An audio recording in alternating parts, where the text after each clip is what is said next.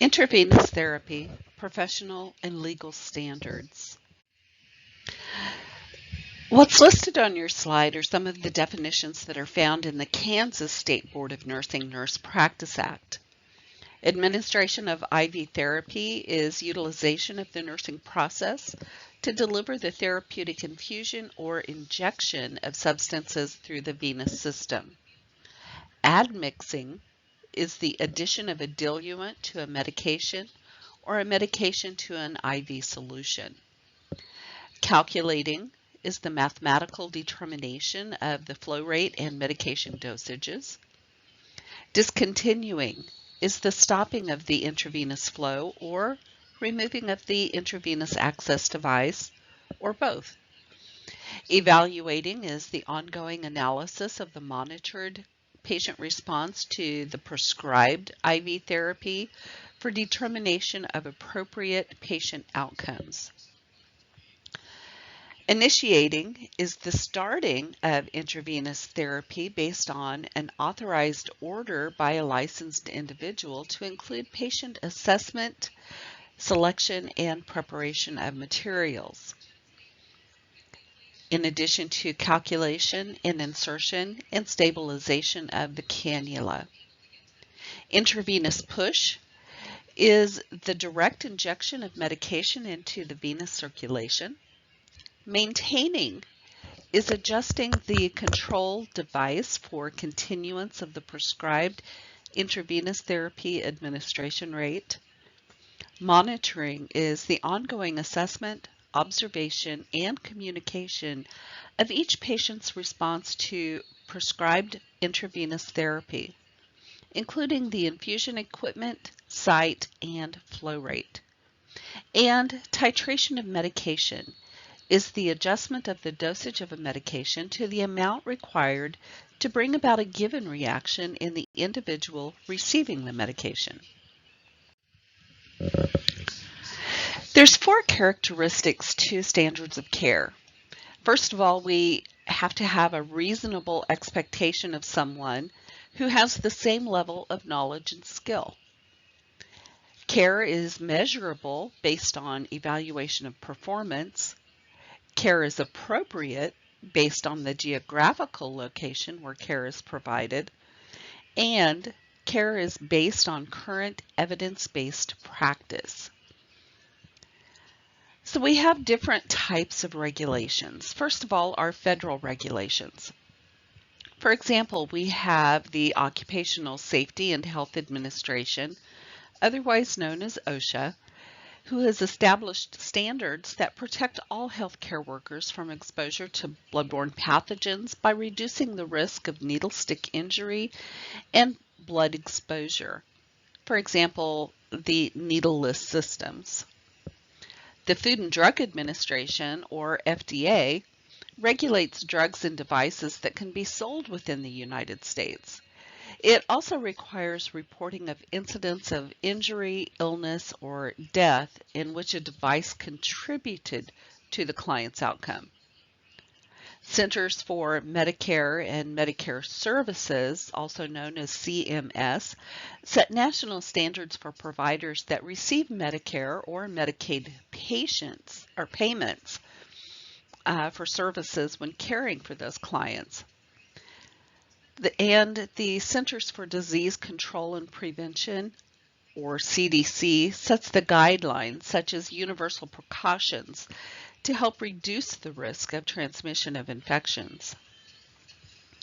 So then we have the State Board of Nursing, and that's the regulatory agency. We know that each state, province, or country will regulate the nursing profession within their boundaries. This includes the scope of practice for nurses. So the Nurse Practice Act is where you're going to find that scope of practice. And if you go to the Kansas Nurse Practice Act or the Missouri Nurse Practice Act, you're going to find the scope of practice for LPNs regarding IV therapy.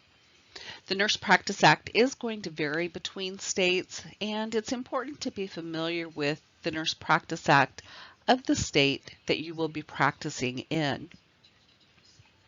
Next, we have professional organizations. So the Infusion Nursing Standards of Practice, or INS, provide a set of guidelines for IV therapy for all professionals. They apply to all aspects of therapy and apply to all practice settings where infusion therapy will be administered. These are professional standards of practice. They're designed to protect the client and the clinician administering the IV therapy. It's these standards that this course is based on, but understand that the Nurse Practice Act or the facility might be more restrictive than INS standards. Then we have facility policies. These policies and procedures may have specific policies that limit or guide IV therapy. They should be written, renewed, and compliant with the state and federal laws and the professional standards. They can be more restrictive, but not less restrictive than the Infusion Nursing Standards of Practice or the Nurse Practice Acts. So even though the state of Kansas may allow LPNs to do IV therapy, providing they've met the requirements, the particular facilities may not allow IV therapy, or the state of Kansas allows LPNs to monitor blood transfusions, but a particular facility does not allow LPNs to do that. So be familiar with each facility that you work in, what their requirements, what their policies and procedures are. It is up to each person providing IV therapy to maintain competency in IV therapy. And realize that various facilities might require a competency assessment prior to a clinician providing IV therapy. In any nursing duty that we perform, we have to be accountable for our actions. Accountability will be based on 3 factors: knowledge, competent skills and continued education for maintaining those skills, and sound nursing judgment based on evidence-based practice. This is described as the triangle of legal responsibility. It's each nurse's responsibility to know his or her scope of practice. So if it's determined to be practicing outside the scope of practice, that nurse can be legally liable. It's also each nurse's responsibility to maintain competence for all infusion-related activities within his or her scope of practice. In addition to the ability to perform a task, competencies will include knowledge, critical thinking skills, and appropriate decision making. An LPN under the supervision of a registered professional nurse can engage in limited scope of IV fluid treatment. So this is basically any LPN. They can monitor IVs, basic fluids. They can change dressings for IV access devices that are not greater than 3 inches in length in peripheral sites only. They can discontinue IV fluids and IV access devices not greater than 3 inches in length and in peripheral sites only. And LPNs cannot discontinue central lines or PICC lines, and PICC lines are central lines. All licensed nursing personnel have a responsibility, if they're providing infusion therapy, to possess a license in good standing with their state's Board of Nursing. Now, LPNs can perform an expanded scope of IV fluid treatment if he or she has met one of the requirements under KSA 65-1136 under the supervision of a registered professional nurse. The requirements state that the LPN is grandfathered in before July 1st, 1995 if the LPN successfully completes an IV therapy course and passes an exam, or successfully completes an IV fluid therapy course and passes an exam and meets all requirements of the course. This includes calculating, adding parenteral solutions, premixed medications to existing patent central and peripheral IV access devices or administration sets, changing administration sets, inserting IV devices that are 3 inches or less and are located in peripheral sites only, changing dressings for central lines, administering a continuous IV drip analgesic, antibiotic, admix IVs, and IV push medications. Again, this is in the state of Kansas. In the state of Missouri, LPNs are not allowed to administer IV push medications. LPNs can also maintain patency of central and peripheral IV access devices and administration sets with medications or solutions as allowed by the policy of the specific facility. And LPNs can administer in Kansas by IV push analgesics, antibiotics, antiemetics, diuretics, and corticosteroids per facility policy. However, this regulation also limits the scope of practice, but shall not restrict a licensed practical nurse's authority to care for clients receiving this therapy. In other words, LPNs cannot do any of the following or what is listed on your slide.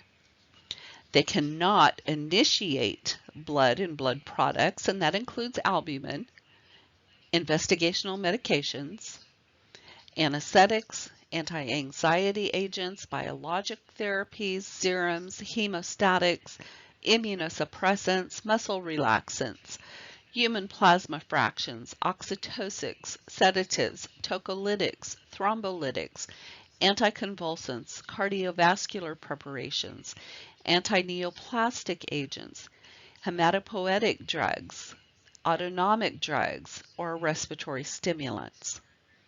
LPNs cannot initiate TPN or lipids, titrate medications, draw blood from a central IV access. However, LPNs in Missouri are allowed to do that.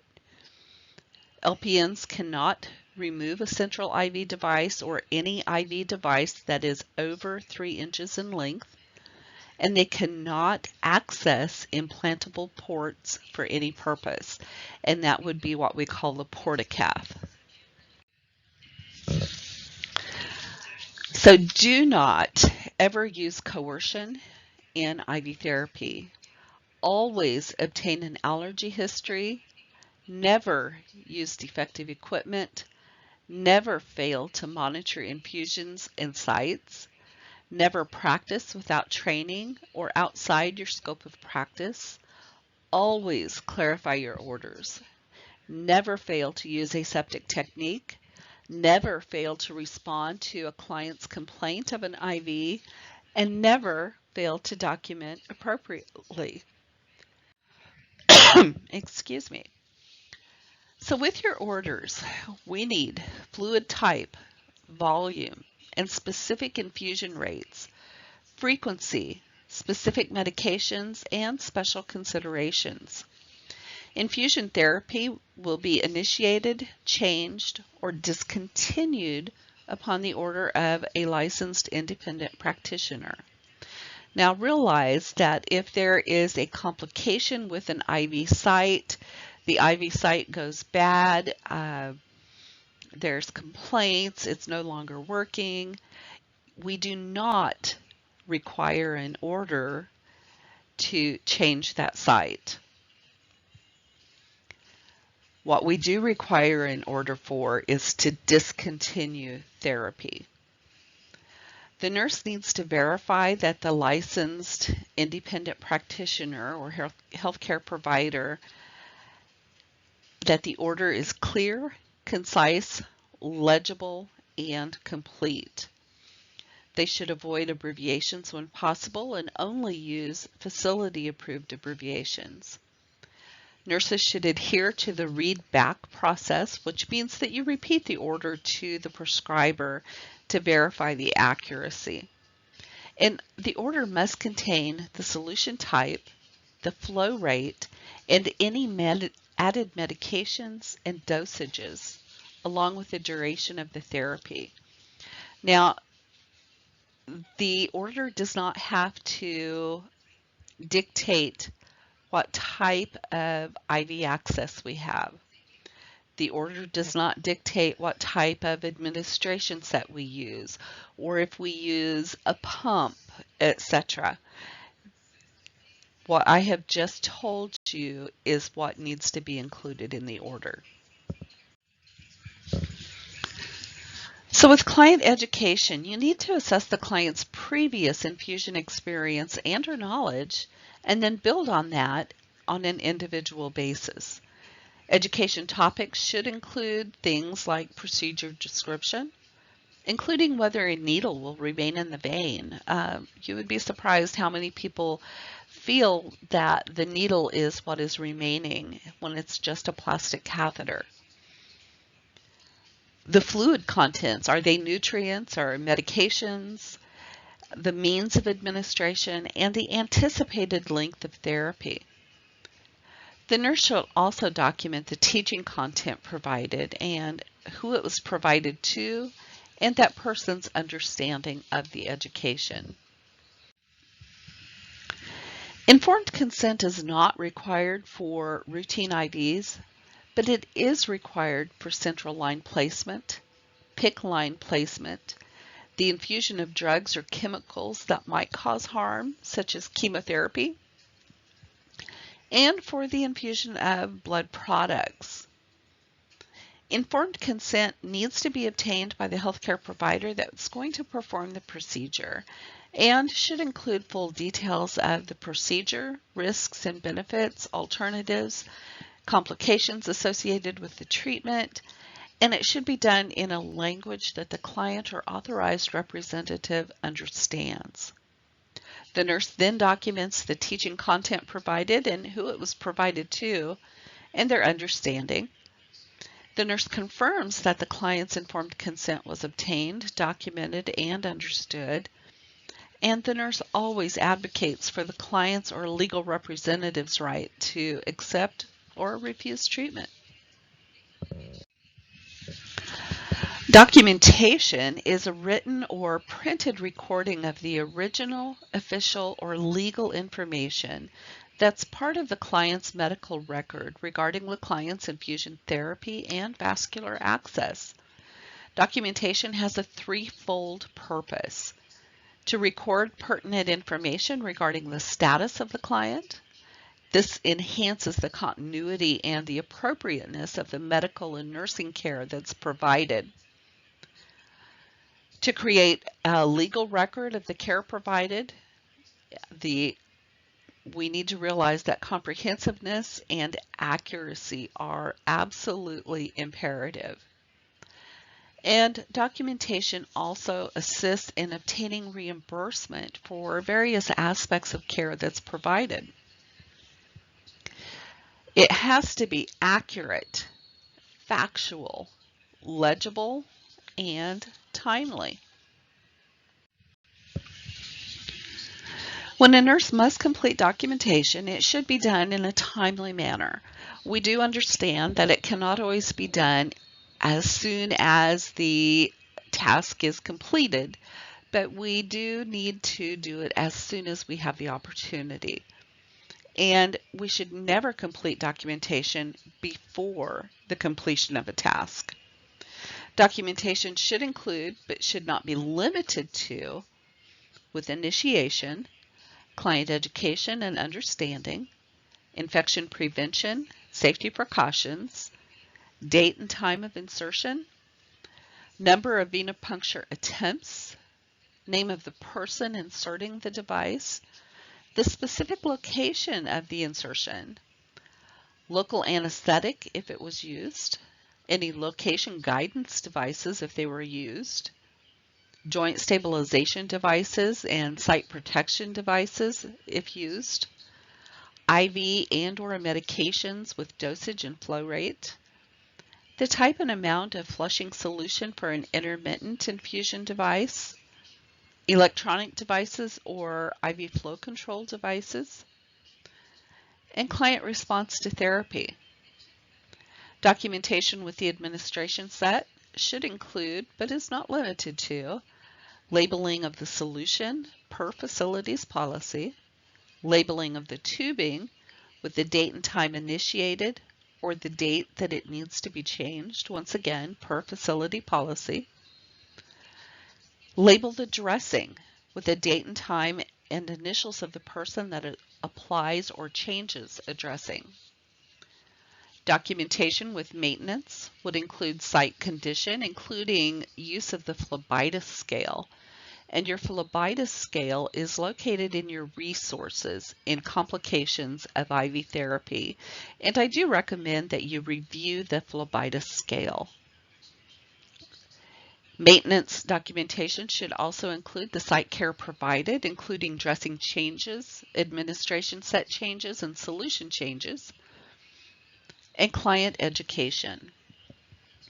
Documentation upon removal should include date and time of removal, reason for removal, assessment of the site before and after the IV device is removed, complications with client response and interventions, condition of the catheter upon removal, follow-up interventions, and the amount of fluid that was infused prior to discontinuation. There's a variety of documentation forms that you may be required to use, and once again, this is going to be according to facility policy. Remember, reimbursement is frequently based on proper documentation of all solutions, medications, and therapies provided. If the documentation is there, the facility will not be reimbursed for it. And if this is done, let's say, each person in the hospital fails to document something once during their shift, we could be talking about, 100 people that have failed to document something, and then the facility is not reimbursed for that. That ultimately can reflect in raises or addition of more personnel. Some of the forms that you may document on would be the nurse's notes, an IV flow sheet, progress notes, medication administration record, blood transfusion administration record, and the intake output records. That is always required when you are infusing fluids. Client education that should be documented would be the description of the procedure, the need for therapy, description of the fluids, length of therapy, informed consent is required with the central venous access device. Don't forget that. Don't forget to advise the client there's going to be a little bit of pain that should resolve as soon as the catheter is in place. The client should also be instructed to report any pain or discomfort with therapy, and the nurse should explain any restrictions, if applicable, with IV therapy, such as bathing or ambulation.